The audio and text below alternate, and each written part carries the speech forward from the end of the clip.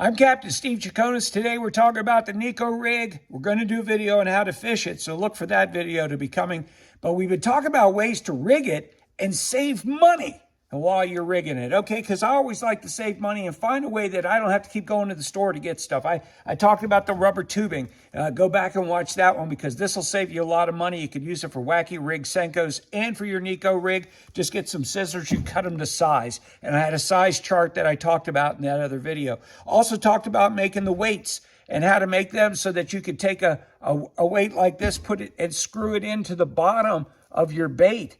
Screw it into the bottom of the bait. This is a Neko rig weight that I made. This is a 1/4 ounce. I also make them in 1/8 ounce, and you use just the same old mold that you would use for your jigs and that kind of thing. So we did that. We powder coat them, and we got this great stuff called Stardust. I get it from Lurecraft. Very easy to powder coat it so that your heads have a nice little pretty finish there. Don't need to color that part of it. That part will be in the worm. Use a little bit of super glue. Once you make that corkscrew on the end, and I showed you how to do that with a nail, you can have now a great weight. So now we're at the point, we got everything. We got the weight, we got the rubber band. All we're missing now is the hook. And I like to use a wire weed guard on the hooks. Now, you can buy them with the wire weed guard. I like to make my own. You can buy your hooks. I use Mustad or Gamakatsu, whatever I could get a mass quantity of. And now I've got this hook. It's basically, you call it a flipping hook. It doesn't have an R-bend or anything, but it's the kind that you could just sort of stick underneath the point of the hook. When the fish bites it, boom, it comes off. Okay, so we're going to show you how to make that. What we're going to start with is wire. And the wire that I found that works the best, I've tried different diameters. This one works the best. I don't know if you could see that on here, but that's what I am using. And I just picked it up on Amazon. I probably have a lifetime supply of it right here. And I use this. I cut it. Now, this is where it's important. Cut it 4 inches. 4 inches, okay? Now, I'm going to fold it in half. So I grab the 2 ends, put them together. Now I got them together. I'm just going to bend this down a little bit. Okay. Now I could go back later and tighten this up if I want to. So now I have a piece of wire. It looks like this. Okay. Can we see? I'll put it up against my sweatshirt. You can see that much easier. Okay. So now I'm going to grab a hook and I'm going to put the open ends into the eye of the hook. Okay, so I put the open ends into the eye of the hook. Now I'm going to measure it. I'm going to say, okay, I want that wire to come right about there on my hook point. So now I'm going to put a bend in it right there. Okay, so I've got a bend. I bent those wires.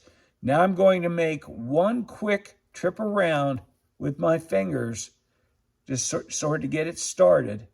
And then I'm going to take some pliers and finish this thing up. So I'm going to grab some pliers. I'm going to hold the hook, and I'm going to twist this wire around the hook. Just keep bringing it around and around and around until we get that thing on here, and it's just got the little nub. Then I'm going to grab a hold of the end of the nub, and I'm going to twist that and get that tight, and then I'm going to slide the whole curly thing up. And you got to be careful you don't put that hook in your hand. I slide it up closer to the top, so all those twists are up near the eye of the hook. Now I'm going to take this bend, this double wire here, and I'm going to bend just the end of it. I'm going to bend it, make a little bit of a bend on there.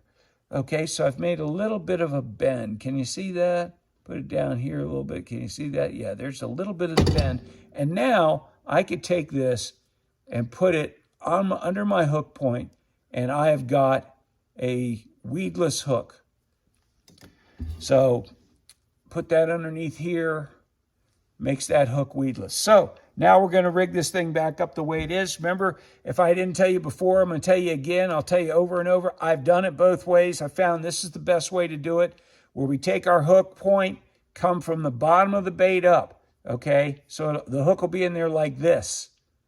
I don't want it to be this way. I don't want it to be like this. The hookups definitely makes a big difference if you hook it this way.